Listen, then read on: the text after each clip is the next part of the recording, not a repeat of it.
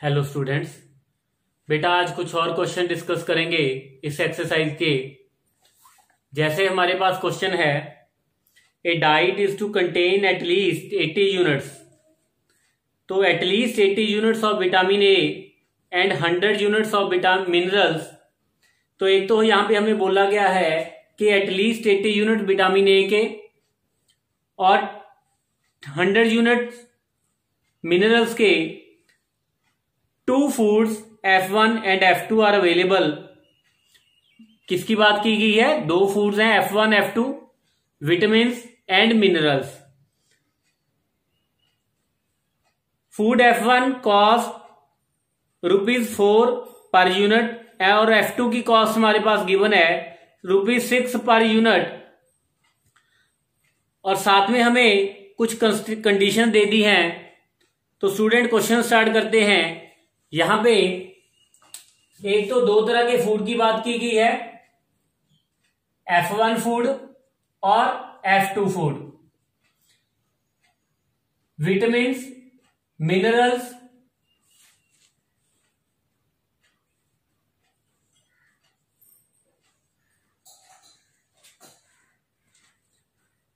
At least 80 units चाहिए हमें vitamin A के। तो at least means greater than equal to 80 vitamin A के। 100 यूनिट्स ऑफ मिनरल्स, कम से कम हमें चाहिए 100 यूनिट्स किसके? मिनरल्स के। और जब फूड F1 की बात करें तो फूड F1 कॉस्ट, जो कॉस्ट दे रखी है F1 फूड की ₹4 कॉस्ट है पर यूनिट और F2 फूड की ₹6 कॉस्ट है per unit. 1 unit of F1 contains 3 unit of vitamin A, 4 units of minerals, while F2 contains 6 unit of vitamin A and 3 unit of vitamin, 3 units of minerals. तो हमने क्या करना है, इस linear programming को formulate करना है और ग्राफिकली सॉल्व करना है। कॉस्ट को हमने क्या करना है यहां पे? Minimise.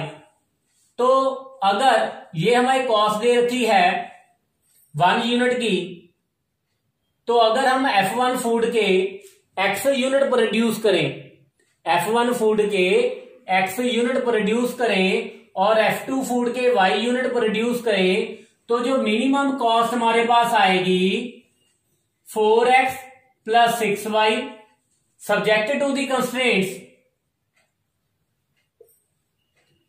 3x plus 6y greater than equal to 80।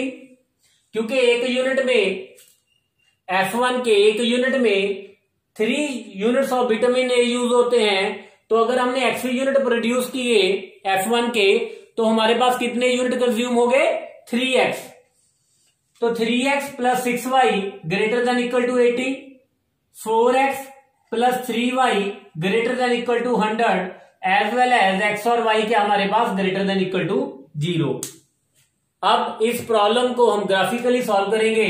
सबसे पहले इस इक्वेशन की बात करें, 3x plus 6y is equal to 80। तो यहां पे अगर पॉइंट्स की बात करें तो जब x की वैल्यू 0 है तो y की वैल्यू 40/3, और जब y की 0 है तो x की वैल्यू क्या आएगी? 80/3।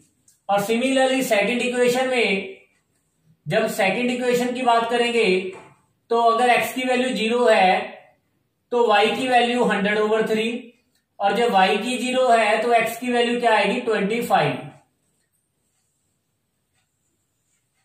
तो यहां पे मैं 10 यूनिट्स और आप 5 यूनिट भी ले सकते हो। 5, 10, 15, 20, 25, 30, 35, 40 एंड सो ऑन। और यहां पे सिमिलरली y पे 5, 10, 15, 20, 25, 30, 35, 40 एंड सो ऑन। तो फर्स्ट जो हमारे पास जो फर्स्ट इक्वेशन की बात करें तो पहला पॉइंट है 0,40/3। तो ये हमारे पास 13 पॉइंट समथिंग, तो 0,40/3 और दूसरा जो पॉइंट है 80/3 मीन्स 26 पॉइंट समथिंग, तो ये हमारे पास जो है 80/3, 0। तो इन दोनों को जब ज्वाइन किया तो ये हमारे पास लाइन आ गई। अब यहां पे अगर x और y की वैल्यू 0 सब्स्टिट्यूट करें तो 0 + 0 greater than equal to 80, 0 greater than equal to 80 which is not true. तो जो एरिया आएगा वो ऑपोजिट डायरेक्शन में आएगा 0 0 की। तो इसकी जो डायरेक्शन होगी वो ऑपोजिट डायरेक्शन में होगी। सिमिलरली अगर सेकंड इक्वेशन की बात करें तो सबसे पहले पॉइंट जो हमारे पास आता है 0,33.3, तो 33.3 यहां पे हमारे पास 0,100/3 और दूसरा जो पॉइंट है हमारे पास 25,0। तो जब इन दोनों को ज्वाइन किया ये पॉइंट है हमारे पास 25,0। तो स्टूडेंट यहां पे अगर 0 0 सब्स्टिट्यूट करेंगे तो 0 + 0, 0 + 0 greater than equal to 100, 0 greater than equal to 100 which is false. तो यहां पे भी जो एरिया आएगा उसकी जो डायरेक्शन होगी वो ऑपोजिट साइड में होगी। तो जो कॉमन रीजन हमारे पास आया ये इनफाइनाइट रीजन आ गया और उसके जो कॉर्नर पॉइंट आए, एक कॉर्नर पॉइंट हमारे पास ये वाला, एक कॉर्नर पॉइंट ये वाला जो दोनों लाइंस का इंटरसेक्शन पॉइंट है, और जो तीसरा कॉर्नर पॉइंट हमारे पास ये वाला। तो कॉर्नर पॉइंट जो आए हमारे पास सबसे पहले 0,100/3, उसके बाद इन दोनों लाइंस का इंटरसेक्शन पॉइंट। तो क्या करूंगा मैं इन दोनों लाइंस को सॉल्व करूंगा। 3x + 6y = 80। सेकेंड इक्वेशन को 2 से मल्टीप्लाई करूंगा। 8x + 6y = 200 सब्ट्रैक्ट किया, -5x = -120। तो x की वैल्यू क्या आ गई 24, और जब x की वैल्यू 24 है तो y की वैल्यू हमारे पास 3y = 100 - 4x, 3y 100 - 96। तो y की वैल्यू हमारे पास आ गई 4/3। और जो थर्ड पॉइंट हमारे पास ये वाला, ये पॉइंट था हमारे पास 80/3, 80/3, 0। अब हमारे पास 3 कॉर्नर पॉइंट्स हैं, इन 3 कॉर्नर पॉइंट्स पे हम क्या करेंगे, z की वैल्यू फाइंड करेंगे। तो z की वैल्यू अगर फर्स्ट पॉइंट की बात करूं तो 0 प्लस यहां पे क्या आ गई 200, ये वाला पॉइंट सब्स्टिट्यूट किया 96 प्लस 8104, और जो थर्ड पॉइंट सब्स्टिट्यूट किया 320/3। तो मिनिमम वैल्यू हमें क्या मिलती है 104। तो मिनिमम वैल्यू हमें यहां पे 104 कौन से पॉइंट पे 24,4/3। इट मीन जो मिनिमम वैल्यू हमारे पास z की मिनिमम आएगी 104 24,4/3 पे। नेक्स्ट क्वेश्चन की बात करें बेटा तो वहां पे हमें दे रखा है one kind of cake requires 300 grams of flour and 15 grams of fat. Another kind of cake requires 150 grams of flour and 30 grams of fat. तो यहां पे 2 तरह के केक की बात हुई है। केक जो है 2 टाइप्स का है, और जो इंग्रेडिएंट्स हैं उसमें एक तो फ्लोर यूज हो रहा है और दूसरा फैट। उसके बाद find the maximum number of cakes, find maximum number of cakes which can be made from 7.5 kg of floor.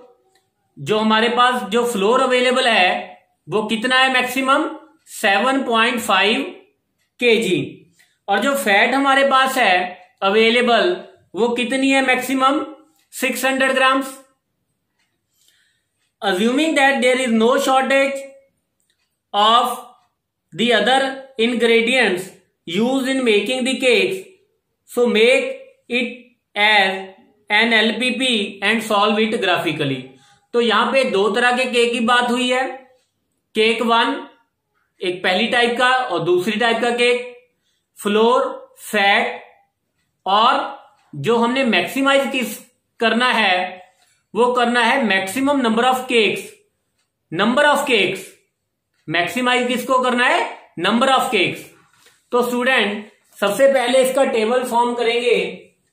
Type 1 का केक, केक 1 फर्स्ट काइंड का, सेकंड काइंड का, और यहां पे हमें गिवन है फ्लोर, फैट।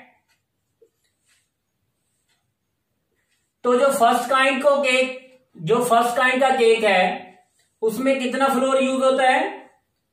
300 ग्राम्स, 50 ग्राम फैट्स। और जो सेकंड काइंड का केक है 150 ग्राम फ्लोर और 30 ग्राम फैट। तो स्टूडेंट जो मैक्सिमम हमारे पास फ्लोर अवेलेबल है वो है 7.5 kg। ये भी ग्राम्स में, ये भी ग्राम्स में, ये वाला भी हमारे पास ग्राम्स में है, ये वाले भी ग्राम्स में है, लेकिन जो फ्लोर अवेलेबल है वो 7.5 kg। तो उसको सबसे पहले कन्वर्ट करेंगे ग्राम्स में। तो जो फ्लोर हमारे पास अवेलेबल है 7.5 kg को ग्राम्स में कन्वर्ट किया तो 7500 ग्राम्स। और जो हमारे पास फैट अवेलेबल है मैक्सिमम 600 ग्राम्स। ये ऑलरेडी ग्राम्स में दे रखी है। और हमने मैक्सिमाइज किसको करना है? नंबर ऑफ केक्स को। अगर हम फर्स्ट काइंड का जो केक है उसके एक्स यूनिट प्रोड्यूस करें और जो सेकंड काइंड का केक है उसके वाई यूनिट प्रोड्यूस करें, तो हमें मैक्सिमाइज किसको करना है? Number of cakes, first kind और सेकंड काइंड दोनों के मिला के जो नंबर ऑफ केक्स आएंगे x प्लस वाई। और जो कंडीशन हमारे पास बनती है एक तो फ्लोर से आएगी 300x, क्योंकि एक केक को जो फर्स्ट काइंड का केक है उसको कितने ग्राम फ्लोर यूज होता है? 300 ग्राम्स। और अगर हमने उस केक के एक्स यूनिट प्रोड्यूस किए तो टोटल नंबर ऑफ जो टोटल क्वांटिटी फ्लोर की यूज होगी वो कितनी यूज होगी? 300 इंटू एक्स। मीन अगर फर्स्ट एक केक को 300 ग्राम लगता है, अगर 10 केक बनाए तो कितना लगेगा? 300 ग्राम। मीन मल्टीप्लाई करेंगे 300 into X plus 150y less than equal to 7500। जो सेकंड इक्वेशन हमारे पास आएगी फैट से 15x plus 30gy less than equal to 600। X और वाई क्या आएगा? Greater than equal to 0। तो स्टूडेंट हमारी लीनियर प्रोग्रामिंग इक्वेशन हमारी तैयार है स्टूडेंट। तो हमने इसको जो हमारी प्रॉब्लम थी उसको फॉर्मुलेट कर लिया। ना इसको और सिंप्लीफाई करें, 150 से डिवाइड कर दें तो ये हमारे पास आ जाएगी 2x plus Y less than equal to, यहां पे था 7500 150 से डिवाइड किया तो ये हमारे पास आ गया 50।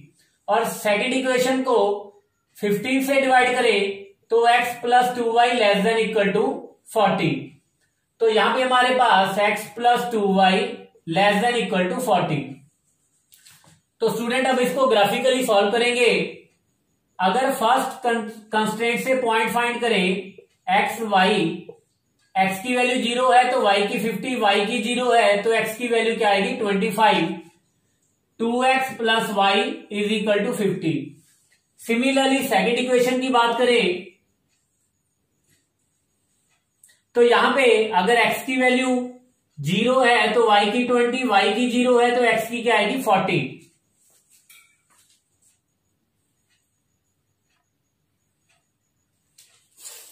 अब इसको ड्रा करेंगे तो डिस्टेंस मैं 10 का अज्यूम कर रहा हूं, 10, 20, 30, 40, 50, 10, 20, 30, 40, 50। जो फर्स्ट पॉइंट है 0,50, जो सेकंड पॉइंट है 25,0, इन दोनों को ज्वाइन किया, ये हमारे पास फर्स्ट लाइन आ गई।